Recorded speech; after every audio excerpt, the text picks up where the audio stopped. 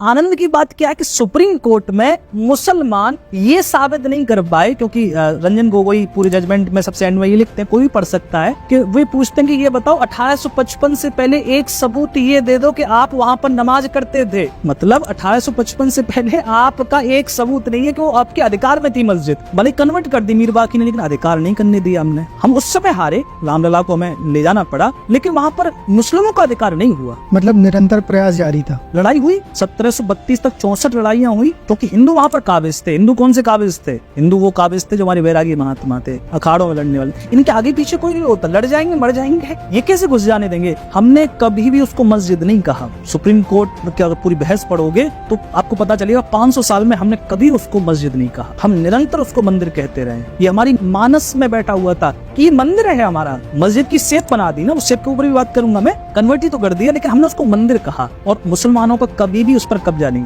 1855 तक कोई सबूत नहीं दे पाए। बाद में एक मिश्रा थे, सुप्रीम कोर्ट में ये दलील देने वाले थे, कई सारे केस थे जिसमें एक मिश्रा थे, तो मिश्रा वहाँ पर एक दलील देते हैं कि ये इस्लामिक मस्जिद है ही नहीं। अगर ये मस्जिद नहीं है तो इस पर अधिकार क्यों मांग रहे हैं जो सुन्नी वक्फ बोर्ड वाले हैं? क्यों मस्जिद कब होती है? तो 11 चीजें गिनाते हैं कि मस्जिद के लिए इस्लामिक कानून में ये कहा गया है कि मस्जिद वो होती है जिसके पास वजू खाना हो। वजू मतलब वहाँ पर पानी होता है, हाथ धोते हैं। मोहम्मद साहब ये कहते थे कि कब्र की ओर करके मुंह आप नमाज नहीं पढ़ सकते, लेकिन वहाँ पे कब्र है। मस्जिद में घंटी नहीं हो सकती, लेकिन वहाँ पर घंटी के साक्ष्य निकले। मस्जिद में चित्रकारी नहीं हो सकती, लेकिन उस मस्जिद की अगर वो जो खम्भे थे जो उस समय लगे हुए थे, गिराने से पहले लगे हुए थे, वही मंदिर के खम्भे थे, उन पर कृष्ण की तस्वीर, शिव तांडव करते हुए, हनुमान जी की वहाँ पर चित्रकारी, मकर नालिका जिसमें होकर वो जो गर्भगृह में जब भगवान को स्नान किया जाता तो पूरा जल निकासी होती है, तो वो सारी पुरानी, और कमल के फूल, कलश, सब कुछ तो हिंदुओं का था। तो ये मिश्रा जी वहाँ पर जो वकील थे वो देते हैं कि ये इस्लामिक कानून के आती नहीं है दायरे में। क्यों?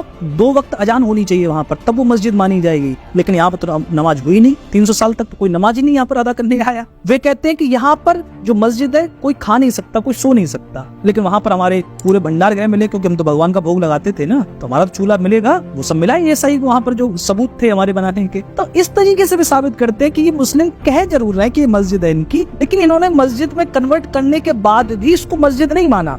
मुस्लिमों को भी ये पढ़नी चाहिए सुप्रीम कोर्ट की पूरी बात, तो उन्हें समझ में आ जाए, उनको गुस्सा निकल जाएगा। यहाँ पर आप उनको पता चलेगा कि मस्जिद बनाने के बाद भी मंदिर को इनका कब्जा नहीं रहा 1855 तक। अच्छा हाँ, जबकि शासन किसका था? मुगलों का शासन। उसके बाद नवाबों का शासन आया। भाई मुस्लिमों का शासन था ना, सुप्रीम कोर्ट के रंजन गोगोई कहते हैं मुस्लिमों का शासन था, तो वहाँ पर हिंदू देवता क्या कर रहे हैं? जब तुम मुस्लिमों के शासन में वहाँ नमाज नहीं पढ़ पाए तो फिर ये कैसे मस्जिद मानी जाए?